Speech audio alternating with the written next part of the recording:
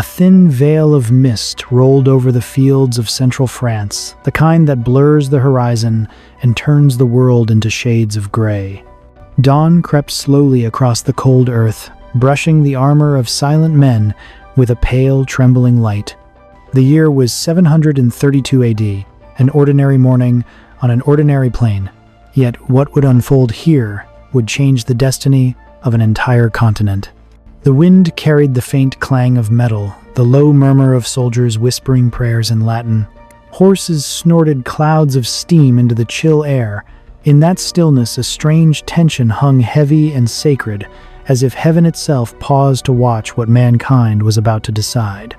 If this battle ended differently, would Europe still be Europe? Would its cathedrals, its kings, its very faith exist at all? Or would the crescent have risen where the cross once stood? To understand this day, we must turn back to the tides that brought it. For a century, the Umayyad Caliphate had swept across continents with unstoppable momentum. From the burning deserts of Arabia to the lush coasts of North Africa, their armies carried not only steel but conviction. In less than a lifetime, they had crossed the sea into Iberia, modern-day Spain, and conquered it with astonishing speed. Their banners, golden under the Mediterranean sun, fluttered now at the foot of the Pyrenees, that rugged spine dividing the south from the heart of Europe. Beyond those mountains lay kingdoms, too young, too fractured to stand together. The Western world, once the glory of Rome, was a mosaic of petty lords and squabbling nobles. Power had scattered like leaves in the wind. Yet, in the midst of this disunity, one man began to rise. His name was Charles Martel. Not a king, not crowned by divine right, but a warrior of flesh, and grandson of Pepin father to a dynasty that would one day birth Charlemagne. The men who followed him called him the Hammer.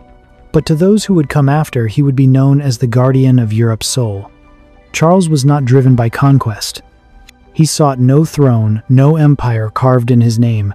What guided him was duty, an iron promise to protect his people, his faith, and the fragile order that still bound them together. He was a man shaped by hardship, raised among soldiers, hardened by rebellion, and haunted by the knowledge that the fate of the West might rest on his shoulders alone. As word spread of the advancing Umayyad host, tens of thousands of cavalry, seasoned by victory fear, rippled through the villages of Gaul. Mothers gathered their children, priests whispered hurried blessings. Across the rivers and forests, the sound of hooves drew nearer, but Charles did not run. He gathered his warriors, farmers, and freemen, the sons of Frankish soil, who owed him nothing but trust. He told them not of glory, but of necessity. He reminded them that every home behind them, every bell tower and chapel, every loved one sleeping beneath those fields, depended on their courage now. "Stand," he said, "and the world will stand with you." While the invaders marched north, plundering towns and testing borders, Charles moved with deliberate patience. He studied their patterns, their overconfidence. He knew he could not meet them on open ground where their cavalry would slice through his lines. Instead, he would wait, choose the field, choose the moment, force the enemy to fight on his terms. Some called it hesitation, others called it faith. And so the Hammer waited, sharpening his resolve while the storm gathered. The plains near the city of Tours would soon bear witness to a clash, not merely of armies but of worlds, faith against faith, discipline against ferocity, destiny against ambition. As the mist thickened and the first ravens took flight, Charles looked over his men, ordinary faces, lined with fear and determination. The sky above was bruised with dawn, and the earth beneath his boots felt like the breath of something immense, ancient, and unyielding. He whispered a silent vow that no chronicler would record. "If we fall today, let it be so the world may stand tomorrow." This is not just a story of swords and blood.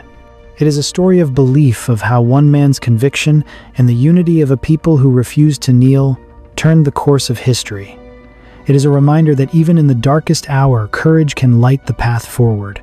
This was more than a battle. It was faith made flesh. It was intellect forged in fire. It was unity beating like a heart against the endless tide of fate. And as the sun rose over those mist-covered fields, Europe held its breath, for what would happen next would echo for centuries to come. The mist had barely lifted from the fields when the story behind the storm began to unfold, a story that had started far from these cold plains of France. From the golden domes of Damascus, the heart of the Umayyad Caliphate, the tide of conquest had rolled westward like an unbroken wave. It swept across the sands of North Africa, through the ancient cities of Carthage and Tangier, until it reached the waters of the Atlantic. There, where the world once seemed to end, the commanders of the Caliphate looked north and saw opportunity, the mountains of Hispania and the fractured lands beyond. Within a few short years, their banners fluttered over the Iberian Peninsula. The Umayyad warriors, fierce and swift on horseback, crushed resistance wherever it appeared.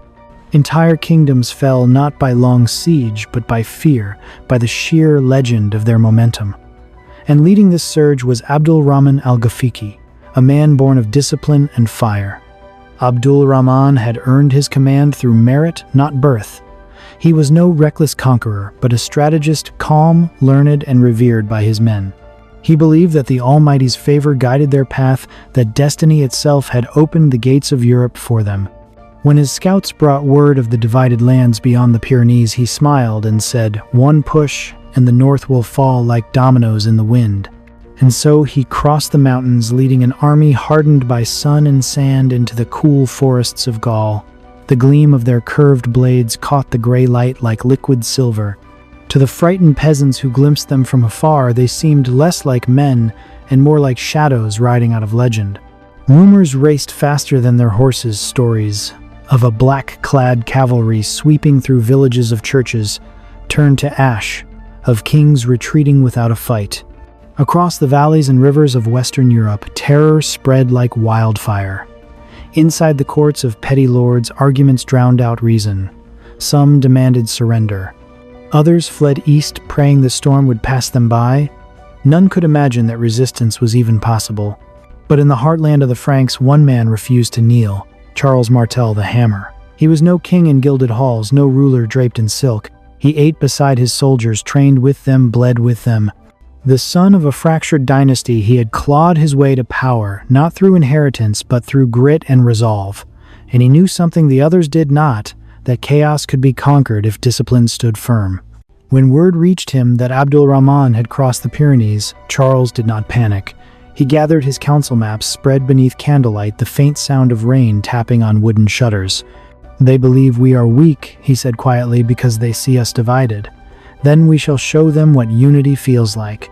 He summoned the Frankish warriors, farmers, freemen, and nobles alike. Some arrived barefoot, carrying rusted blades inherited from their fathers. Others came mounted with polished mail and solemn eyes. Yet when they stood shoulder to shoulder, they saw something greater than fear in each other. They saw purpose. Charles drilled them relentlessly. He knew his strength was not in numbers nor speed, but in order. Where the Umayyads fought with fluid motion, he would fight with immovable resolve. He trained his men to hold the line, to trust the shield beside them more than the sword in their hand. As his army grew, he studied the land itself. He rode the ridges and valleys, searching for a place where cavalry would lose its wings, a place where the Frankish infantry could stand their ground. The forest near Tours, he decided, would serve. Its thick trees would swallow the enemy's charge, and the chill October air would sap their endurance. He did not rush to meet the invaders. He waited. Patience, not pride, would be his ally. Let the enemy believe he was afraid. Let them tire under the weight of their confidence. Nights passed in silence, broken only by the wind. Soldiers murmured prayers. In the distance, fires flickered from the approaching host, 1,000 tiny suns devouring the dark. Charles stood apart from his men, cloak heavy with rain, watching the horizon. The damp earth clung to his boots, and the smell of smoke hung thick in the air.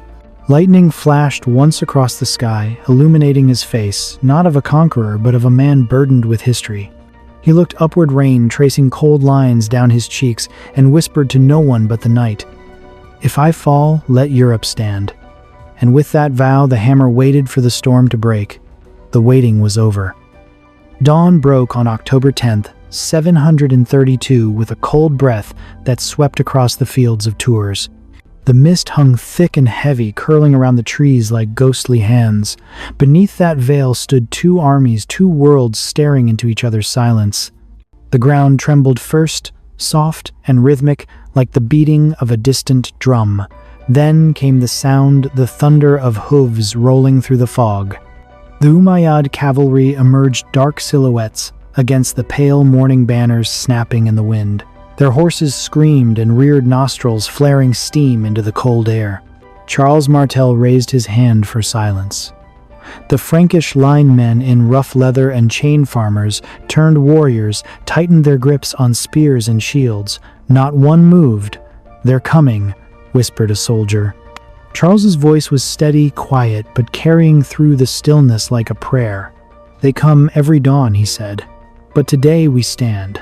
He looked down the long row of his men, their faces pale but their eyes fierce. Behind them, the forest rose like a wall of dark giants, his silent ally. The field before them sloped gently, the grass stiff with frost. He had chosen this ground with care. There would be no room for the enemy's horses to charge freely. The earth itself would fight with him. The first wave hit like a storm. The Umayyad cavalry thundered forward, the ground shaking under their charge. Sunlight broke through the clouds for a heartbeat flashing on scimitars raised high. The Frankish shields locked tight, forming an unbroken wall. The air erupted with the sound of impact metal crashing against wood, the scream of horses, the desperate cries of men. The line held. For a moment, it seemed impossible, the disciplined ranks of peasants and soldiers resisting the fury of the most feared cavalry in the world. But they did. Step by step, strike by strike, they refused to break. Charles stood just behind the front, his eyes scanning the chaos. He did not shout. He did not move. His calm was a weapon of its own. Beside him, a young knight shouted over the din, "There are too many, my lord." Charles's reply was cold, deliberate, "Then every man must be worth two." Meanwhile, Abdul Rahman al-Ghafiqi watched from the ridge, his brow furrowed. He had fought countless battles, but never against resistance like this. His scouts had promised easy victory, yet here in this nameless field his advance was choking in blood and mud. He raised his curved sword and barked orders in Arabic, his voice cutting through the chaos. More riders surged forward, the banners of the crescent whipping like fire. Break their line, crush them before night falls. The Umayyad wave crashed again and again. It broke upon the Frankish wall. Time lost meaning. The sun climbed and began to fall. The field became a blur of movement and noise blades, flashing men shouting, the stink of sweat and iron thick in the air. The wind carried the cry, Deus Vult, God wills it, from the Frankish ranks, echoing like thunder through the smoke. Charles's heart pounded, his hand clenched tight around the hilt of his sword. He could feel the weight of every man's fear pressing against him, but still he waited, watching, calculating. Then somewhere within the chaos it happened. A group of Frankish fighters, circling wide through the trees, struck at the Umayyad camp. They seized part of the enemy's treasure, scattering it in confusion. Word spread fast through the ranks. Their camp is lost. In the fog and frenzy, confusion turned to panic. Men turned their horses to look back, searching for their banners, their leaders. The rumor spread like wildfire, Abdul Rahman is dead. The line of the Umayyad army rippled, fractured, and began to crumble. Charles saw the smallest hesitation and acted. Forward he roared for the first time that day. The Frankish wall surged ahead as one, a tide of iron driving into the faltering enemy. The sound was deafening, shields, slamming swords, clashing, the crack of wood and bone. It was not victory's roar, but survival's last cry. The plain became a sea of motion, men locked in struggle, until at last the sun dipped low and shadows swallowed the battlefield. When the fighting finally ceased, the night returned heavy and still. Fires burned in lonely patches across the field, flickering over the fallen. Charles walked through the silence, his boots sinking into mud slick with rain and ash. Around him, the wounded moaned softly, calling for water, for mercy, for God. He did not speak. He looked out over the dark horizon, the same place the enemy had come from, and for a long moment, he said nothing. There were no cheers, no horns of triumph, only the faint crackle of fire and the slow, labored breath of the living. Victory had come quietly, without glory. Charles lowered his head. In the orange light, his face was weary, his eyes distant. He whispered almost to himself, this was never about victory. It was about survival. And as the night deepened over Tours, the world shifted. Europe would wake to a new dawn, one born from silence, blood, and the will to endure. The morning after the battle, the world felt heavier. The mist returned, but it no longer hid armies, or the roar of war it cloaked silence. The fields that had thundered with life now lay still beneath the gray sky, littered with remnants of what had been. The Frankish soldiers moved quietly through the fog, carrying the wounded on wooden stretchers, whispering prayers for the dying. There was no song of triumph, no celebration. Only the creak of leather, the muffled sobs of men too tired to cry. Charles Martel stood at the center of it all, his armor darkened with mud and rain, his eyes fixed on the horizon. He did not order pursuit. The Umayyad survivors were already retreating south, slipping back toward the mountains they had once crossed with such certainty. "Let them go," he told his captains. His voice was low, steady. "Enough has been taken from this earth." His men obeyed without question. For Charles, the victory was not in the chase. It was in the endurance, in the simple fact that they still stood. That day the Franks buried their dead, and beside them the fallen of the enemy. They dug graves side by side without mockery or malice.